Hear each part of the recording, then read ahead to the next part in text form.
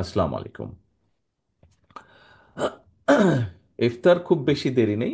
আমার কাছে যেই ঘড়ি আছে এই ঘড়ির সময় অনুযায়ী বাংলাদেশে ইফতার বোধহয় আর 15 মিনিটের মতন সময় আছে। আহ, এখানে যে সকল নেতৃবৃন্দ বক্তব্য রেখেছেন আমার মনে হয় সার্বিকভাবে বাংলাদেশের এই মুহূর্তের রাজনৈতিক যে পরিস্থিতি সামগ্রিকভাবেই খুব সুন্দরভাবে পুরো চিত্রটি ফুটে উঠেছে। আহ, আমি যখন বক্তব্য শুনছিলাম তখন আমি চিন্তা করছিলাম যে আচ্ছা আজকে কি বলবো। আহ, সেইটি আমি চিন্তা করছিলাম। সম্মানিত উপস্থিতিবৃন্দ, এই যে আজকে আমাদের এখানে 12 দলীয় জোট কর্তৃক আয়োজিত এই ইফতার এবং দোয়া মাহফিল অনুষ্ঠান, এই অনুষ্ঠানটি আমি এখান থেকে যতটুকু ভাবে দেখতে পাচ্ছি, যতটুকু দেখতে পাচ্ছি পুরা ঘরটি, এই অনুষ্ঠানটি খুব সুন্দরভাবে অনুষ্ঠিত হচ্ছে। অর্থাৎ দোয়া বা ইফতার যে অনুষ্ঠানটি সুন্দরভাবে এখন পর্যন্ত আমি যতটুকু দেখছি ক্যামেরার মাধ্যমে সুন্দরভাবে অনুষ্ঠিত হচ্ছে। এখন অনুষ্ঠানটি যে সুন্দরভাবে হচ্ছে, এখানে কি শুধু এহসান যে আছে যে অনুষ্ঠান পরিচালনা করছে তার একার ক্রেডিট? অবশ্যই নয়। এখানে যারা অতিথিবৃন্দ এসছেন তাদের ডিসিপ্লিন পার্টিসিপেশন, এখানে যারা অনুষ্ঠানটি আয়োজন করেছেন 12 দলের পক্ষ থেকে তাদের নেতাকর্মীদের প্রত্যেকের কষ্ট পরিশ্রম, এখানে যারা আমি মিডিয়ার সাংবাদিক ভাই এবং ক্যামেরা ভাইদেরকে দেখতে পাচ্ছি, ক্যামেরাম্যানদেরকে দেখতে পাচ্ছি, তাদের সহযোগিতা, এবং সর্বোপরি এখানে হোটেল কর্তৃপক্ষ যেই জায়গাটায় অনুষ্ঠিত হচ্ছে তাদের সকলের সহযোগিতা। অর্থাৎ দেখুন, অনেকগুলো মানুষের সম্মিলিত সহযোগিতার ফলেই কিন্তু একটি সুন্দর অনুষ্ঠান এখানে অনুষ্ঠিত হচ্ছে। সম্মানিত অতিথিবৃন্দ, আজকে থেকে প্রায় 2 বছরের উপরে, প্রায় 2.5 বছর, যখন এই দেশের ঘাড়ে, এই দেশের মানুষের ঘাড়ে পলাতক স্বৈরাচার, ফ্যাসিবাদ, মাফিয়া যেভাবেই বলি না কেন আমরা, এরা যখন চেপে বসেছিল, সেই সময় কিন্তু আজকে এই ঘরে অনেকগুলো দল আমরা উপস্থিত আছি, যাদের নেতৃবৃন্দ একত্রিত হয়ে আমরা সংস্কার প্রস্তাব তথা আমাদের 31 দফা প্রস্তাব উপস্থাপন করেছিলাম দেশের মানুষের সামনে। খুব সংক্ষেপে যদি আমরা বলি, এটি কি ছিল প্রস্তাব, এই 31 দফাটি কি, 31 দফাটা কেন? উপস্থিতিবৃন্দ, এই 31 দফাটি হচ্ছে দেশ এবং দেশের মানুষের জন্য। আমরা দেশের বিগত 15-16 বছরে, বিশেষ করে 2008-এর পর থেকে, সেই স্বৈরাচার বা ফ্যাসিবাদ বা মাফিয়া যখন মানুষের কাঁধে চেপে বসলো, তখন থেকে আমরা খেয়াল করেছি দেশের প্রতিটি প্রতিষ্ঠানকে, সেটি অর্থনীতি বলি, সেটি আমরা শিক্ষা ব্যবস্থা বলি, সেটি আমরা সমাজ ব্যবস্থা বলি, সেটি প্রশাসন, সেটি সিভিল প্রশাসন হোক, পুলিশ প্রশাসন হোক, যে কোনো ধরনের প্রশাসন হোক, চিকিৎসা ব্যবস্থা, প্রত্যেকটি ক্ষেত্রকে একদম ধ্বংস করে দিয়েছিল। মানুষের প্রত্যাশার সম্পূর্ণ বিপরীতে তারা নিয়ে গেছিল পুরো পরিস্থিতি। এবং যেহেতু আমরা রাজনীতি যারা আমরা করি, আমরা আমাদের অবস্থান থেকে বলতে পারি, বিএনপির অবস্থান থেকে আমি বলতে পারি, যেই গণতান্ত্রিক রাজনৈতিক দলগুলো বিগত স্বৈরাচারের সময় আমাদের সাথে মাঠে ছিলেন, আন্দোলন করেছেন, তাদের হয়েও বলতে পারি আমি কিছুটা। আমাদের রাজনীতির মূল লক্ষ্য বা উদ্দেশ্য হচ্ছে দেশ এবং দেশের জনগণ। কাজে দেশ এবং দেশের জনগণের এই ক্ষতিগুলো যখন হয়েছে, এই ক্ষতিগুলো অবশ্যই রাজনীতিবিদ বা রাজনৈতিক দলগুলোর সুযোগ আসলে সেখানে পরিবর্তন করতে হবে। এবং এই পরিবর্তনটাকেই আমরা রাষ্ট্র কাঠামোর মেরামত বলেছিলাম সেদিন। কারণ এগুলি রাষ্ট্রের অংশ। উদাহরণস্বরূপ যে কয়টি প্রতিষ্ঠানের কথা বলেছি। প্রিয় উপস্থিতিবৃন্দ, সম্মানিত নেতৃবৃন্দ, আজকে পরিবর্তিত হয়েছে 5ই আগস্টের পরে। জনতার, এই দেশের মানুষের, গণতান্ত্রিকামী মানুষের অভ্যুত্থানের কারণে অবস্থার পরিবর্তন হয়েছে, রাজনৈতিক চিত্রের পরিবর্তন হয়েছে। মানুষ, একজন সাধারণ মানুষ স্বাভাবিকভাবেই দেখতে চায় যে তার প্রিয় মাতৃভূমি পৃথিবীর বুকে মাথা উঁচু করে দাঁড়িয়ে আছে। মাথা উঁচু করে দাঁড়িয়ে থাকার অর্থ এই দেশের শিক্ষা ব্যবস্থা নিয়ে, প্রশংসা করে কিছু বলার মতন আছে। এই দেশের চিকিৎসা ব্যবস্থা নিয়ে প্রশংসা করে বলার মতন কিছু আছে। এই দেশের খুব সংক্ষেপেও সব সহজভাবেও যদি বলি, রাস্তায় নামলে ট্রাফিক যে বিশৃঙ্খলা, এই দেশের ট্রাফিক ব্যবস্থা নিয়ে প্রশংসা করে বলার মতন কিছু আছে।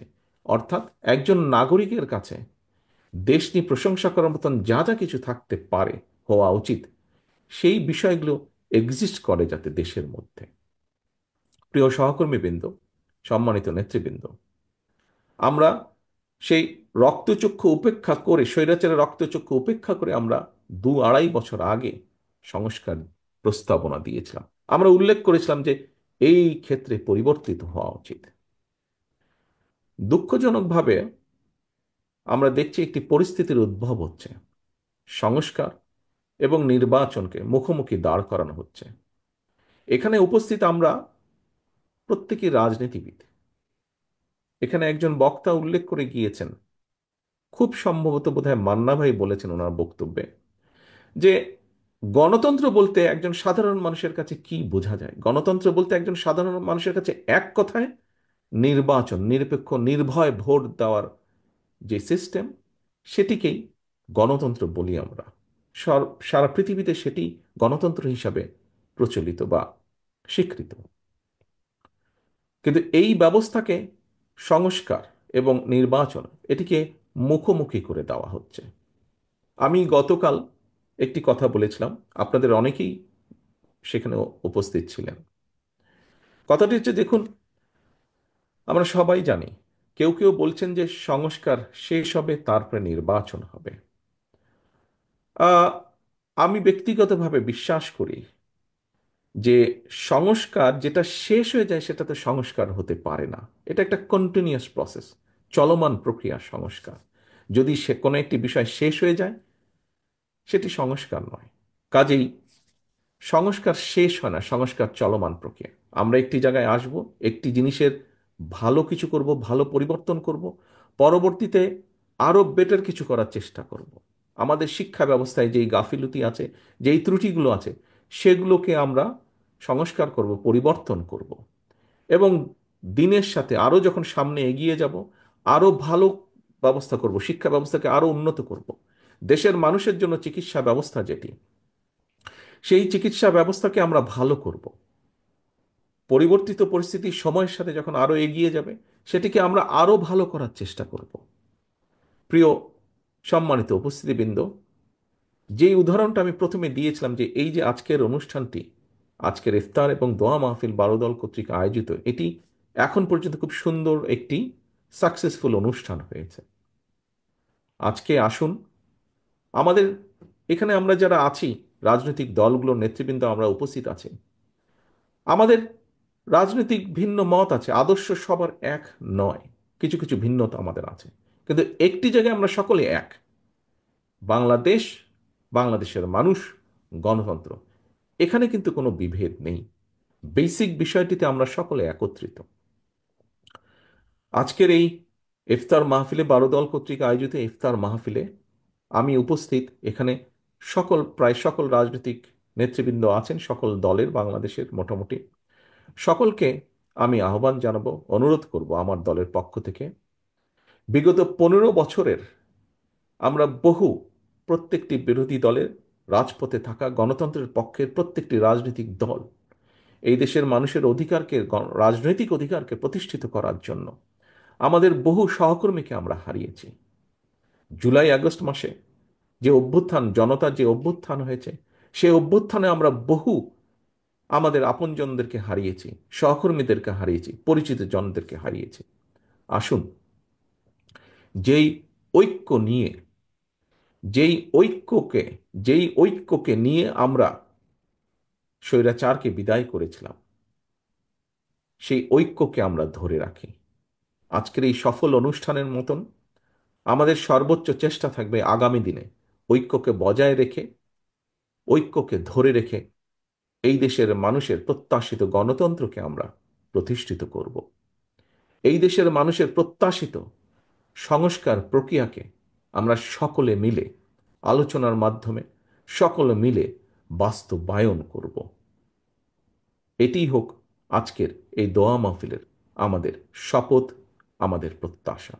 প্রিয় সহকর্মীবৃন্দ, সম্মানিত রাজনৈতিক নেতৃবৃন্দ, আমাদেরকে যে কোনো মূল্যে ঐক্যকে ধরে রাখতে হবে। মতভিন্নতা থাকবে, আমরা বসবো, আলোচনা করব। এমন কিছু আমরা বলবো না, এমন কিছু করা থেকে আমরা বিরত থাকার চেষ্টা করব যাতে করে কোনোভাবেই স্বৈরাচার বা তার প্রেতাত্মারা আবার এদেশের মানুষের কাঁধে চেপে বসতে পারে। এই হোক আমাদের প্রত্যাশা, এই হোক আমাদের শপথ আজকের এই দোয়া মাহফিল, আজকের এই ইফতার মাহফিলে। সকলকে আন্তরিকভাবে ধন্যবাদ এবং শুভেচ্ছা জানিয়ে, বিশেষ করে বালুদলীয় জোটের নেতৃবৃন্দকে আমাকে আজকে এখানে দাওয়াত দেওয়ার জন্য আন্তরিকভাবে ধন্যবাদ জানিয়ে আমার বক্তব্য শেষ করছি। আল্লাহ হাফেজ। বাংলাদেশ জিন্দাবাদ।